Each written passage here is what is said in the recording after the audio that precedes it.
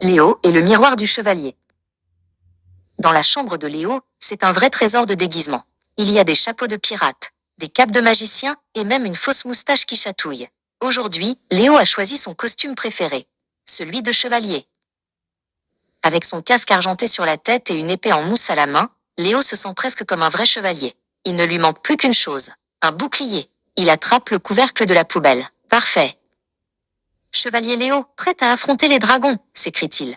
Il se tourne vers le grand miroir au mur pour admirer son allure de héros. Mais ce n'est pas tout à fait son reflet qu'il voit.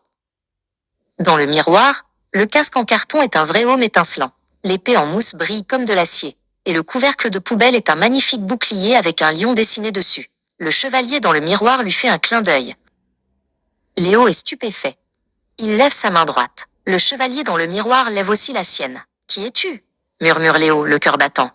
« Je suis Léo le Brave », répond la voix du reflet, une voix courageuse et claire. « Et je suis prêt pour l'aventure. Mais un chevalier n'affronte jamais les dangers seul. Viens avec moi » Le chevalier dans le miroir se retourne et semble s'enfoncer dans un paysage de forêt enchantée qui est apparu derrière lui. « Attends-moi » crie Léo.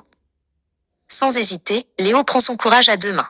Il ferme les yeux, fait un grand pas en avant et traverse le miroir. Ça fait une drôle de sensation, comme de passer à travers une gelée de framboises.